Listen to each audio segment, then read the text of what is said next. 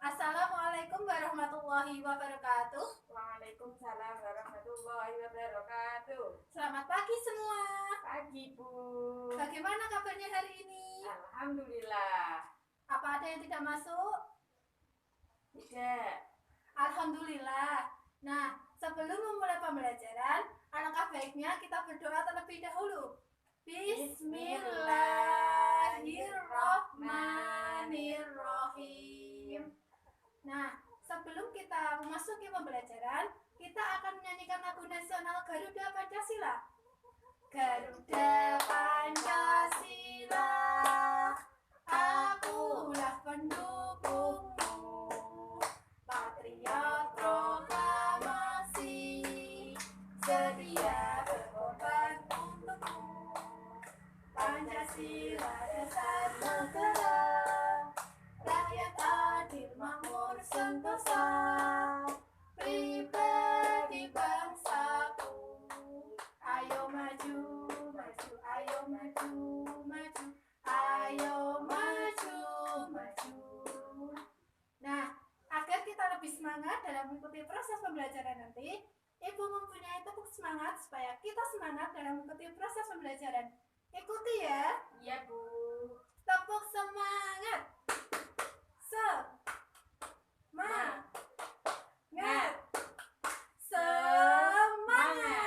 Gimana? Udah semangat atau belum? Sudah. Alhamdulillah. Nah, tujuan pembelajaran yang akan kita capai pada pagi hari ini adalah kalian dapat menyebutkan informasi yang ada pada teks eksplanasi ilmiah. Anak-anak, akhir-akhir ini di negara kita terjadi bencana alam. Coba sebutkan beberapa contoh bencana alam yang biasanya terjadi di negara kita. Seperti apa? Tsunami. Selain itu, Tsunami. ya, penyebabnya ada yang tahu? Tidak. Nah, penyebab dan bagaimana proses terjadinya nanti kita akan pelajari dalam teks eksplanasi, khususnya teks eksplanasi ilmiah. Sekarang Ibu tanya, ada yang tahu pengertian dari teks eksplanasi itu sendiri? Tidak. Teks eksplanasi adalah teks yang menjelaskan tentang sebab dan akibat suatu fenomena, baik fenomena alam, ilmu pengetahuan, sosial, budaya, dan lainnya. Teks ini berisi fakta yang dapat menjawab tentang bagaimana dan mengapa suatu fenomena itu terjadi. Nah, dalam teks eksplanasi ada beberapa bagian yang akan kita pelajari. Yang pertama, struktur teks eksplanasi. Yang kedua, ciri-ciri teks eksplanasi. Dan yang ketiga, menulis teks eksplanasi. Oke, yang pertama yaitu struktur teks eksplanasi. Ada berapa? 4. Coba sebutkan. Pernyataan umum, Yang kedua? deretan penjelas, interpretasi, simpulan. Iya. Yang pertama yaitu pernyataan umum adalah menjelaskan mengenai latar belakang dan tinjauan umum topik yang dapat berupa pengertian, klasifikasi atau pembagian, sejarah, dan asal-usul. Yang kedua yaitu deretan penjelas, berisi perincian proses atau sebab terjadinya suatu fenomena yang juga mencakup akibat dan dampak yang ditimbulkan. Yang ketiga yaitu interpretasi, berupa penafsiran penulis mengenai topik dengan perspektif tertentu yang lebih luas dan menyeluruh, serta menjelaskan korelasi peristiwa yang menyertainya. Yang keempat yaitu simpulan. Pada bagian akhir teks ini terdapat tanggapan penulis dalam menyikapi fenomena berupa pernyataan reflektif yang bersifat umum. Kemudian ciri-ciri dari teks eksplanasi ada berapa? 5. Tolong dibaca.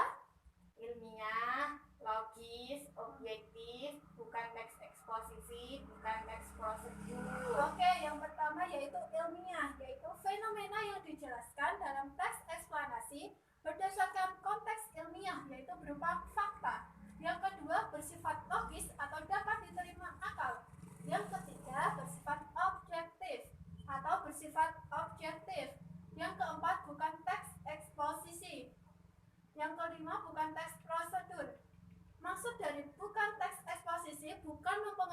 kita untuk mempercayai suatu fenomena itu. Yang kelima, bukan teks prosedur. Teks prosedur sendiri adalah teks yang menjelaskan langkah-langkah dalam melakukan sesuatu. Sampai sini paham? Paham. Kemudian yang ketiga, menulis teks eksplanasi. Ada berapa bagian? 5. Tolong dibaca. Menentukan topik yang menarik, membuat rancangan kerangka teks, mengumpulkan referensi, mengembangkan teks, menyunting teks. Oke, kita akan membahas satu persatu. Yang pertama, menentukan topik yang menarik. Tentukan fenomena alam, sosial, atau budaya yang ingin kita sajikan. Misalnya, proses terjadinya gempa bumi. Yang kedua, membuat rancangan kerangka teks. Buatlah kerangka karangan berdasarkan struktur teks eksplanasi tadi. Kemudian yang ketiga, mengumpulkan referensi. Cantumkan fakta dan data yang kamu kumpulkan pada bagian penggambaran rangkaian kejadian. Yang keempat, mengembangkan teks. Kembangkan kerangka karangan hingga menjadi teks eksplanasi yang utuh. Maksudnya meliputi dari struktur teks eksplanasi. Yang kelima, menyunting teks. Periksa dan baca kembali teks yang telah kamu buat. Suntinglah jika ada kalimat yang tidak sesuai atau kesalahan dalam penulisan. Nah, kita kan sudah mempelajari tentang struktur teks eksplanasi secara umum. Sampai sini paham? Paham. Kemudian kita akan mempelajari tentang kalimat efektif dan tidak efektif dan juga kata baku dan tidak baku. Yang pertama, kalimat efektif dan tidak efektif. Kalimat efektif adalah kalimat yang dapat mewakili pikiran penulis atau pembicara secara tepat, sehingga pendengar atau pembaca dapat memahami pikiran dengan mudah, jelas, dan lengkap seperti apa yang dimaksud penulis dalam teks eksplanasi. Ciri-cirinya yaitu ada 6. Yang pertama apa? Kesepadanan.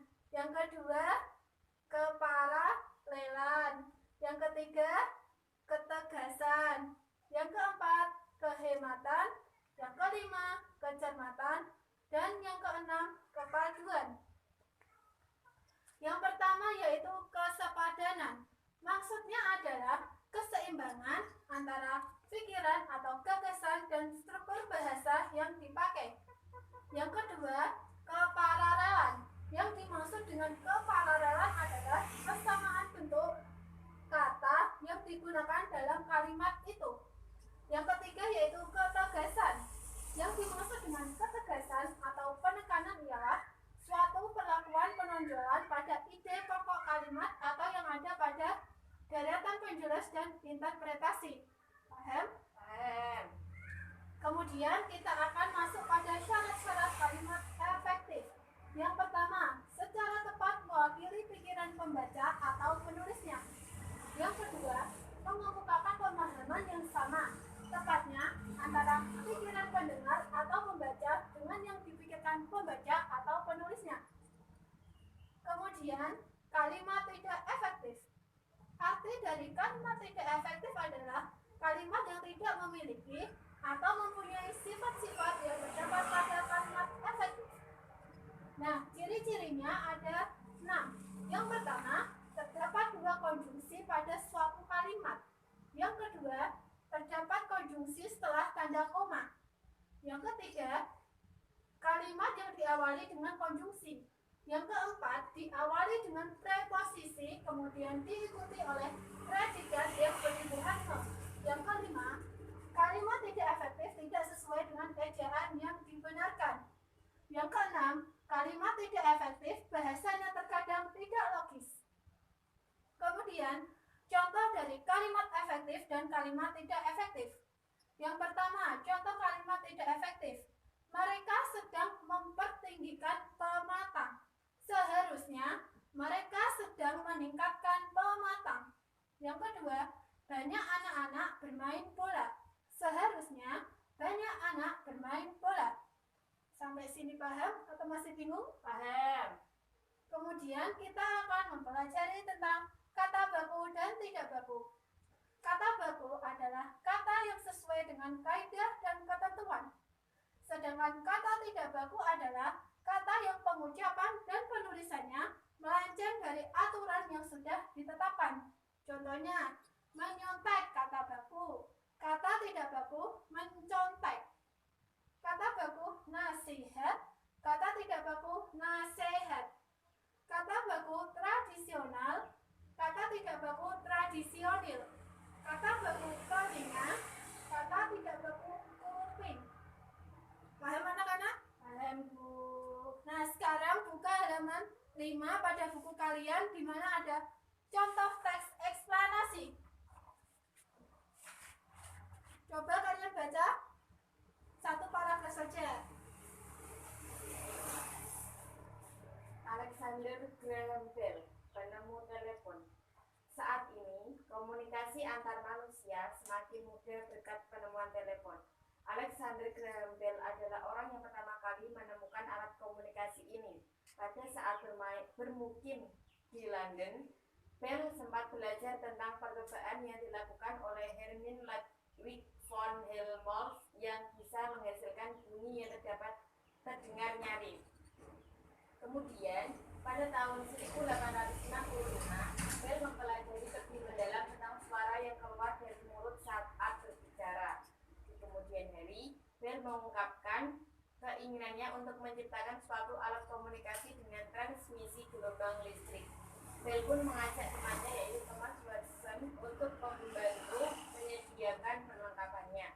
Penelitiannya dilakukan dengan menggunakan alat pengatur suara dan magnet untuk menghantar bunyi yang akan dikirimkan. Peristiwa ini terjadi pada tanggal 2 Juni 1875.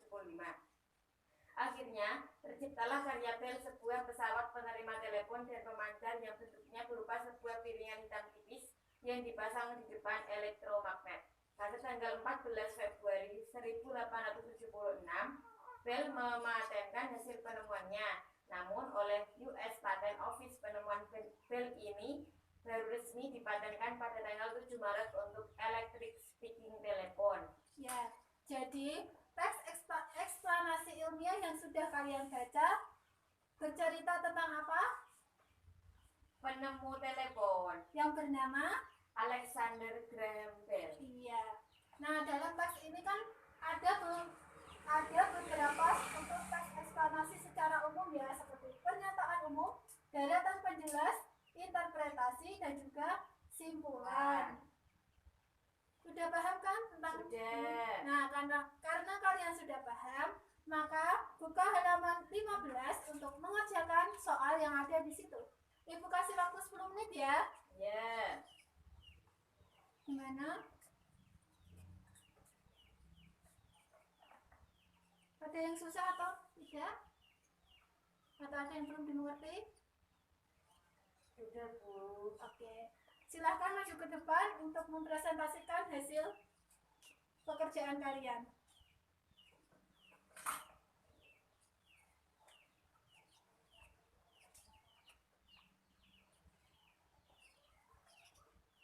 Paragraf 1. Topik permasalahan mengenai penemuan arus listrik oleh Michael Faraday.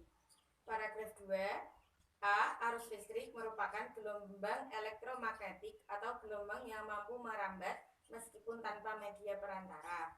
B. Arus listrik yang dihasilkan dari generator di pusat pembangkit listrik kemudian disalurkan melalui kabel jaringan listrik dan seterusnya. Paragraf 3. A. Saat tiba di rumah warga, arus listrik mengalir ke rangkaian kabel listrik di dalam rumah. B. Manfaatnya dihubungkan ke berbagai peralatan elektronik seperti televisi, kulkas, dan kipas angin. C. Rangkaian seri disusun secara bersambung atau sejajar, rangkaian paralel disusun secara berderet. Paragraf 4. Penggunaan rangkaian seri pada lampu senter bisa membuat nyala lampu senter lebih terang, tapi baterai cepat habis. Paragraf 5. Ada, yakni listrik berperan penting bagi manusia. Aktivitas sehari-hari dapat terhambat tanpa listrik, jadi lebih baik menggunakan listrik secukupnya. Iya, terima kasih. Silakan duduk kembali. Sampai sini ada yang ditanyakan atau tidak? Tidak. Oke. Nah, tadi kita sudah mempelajari tentang apa saja? Struktur teks eksplanasi, ciri-ciri teks eksplanasi, menulis teks eksplanasi. Selain itu ada juga Kalimat efektif dan tidak efektif, dan kata baku dan tidak baku. Nah, dalam struktur teks eksplanasi ada berapa bagian? 4, Ciri-cirinya, 5, sedangkan cara menulisnya ada 5. iya. Nah, karena kalian sudah paham, maka kita akhiri pembelajaran pada pagi hari ini dengan bacaan hamdalah. Alhamdulillahirabbil alamin. Wassalamualaikum warahmatullahi wabarakatuh. Waalaikumsalam warahmatullahi wabarakatuh. Allah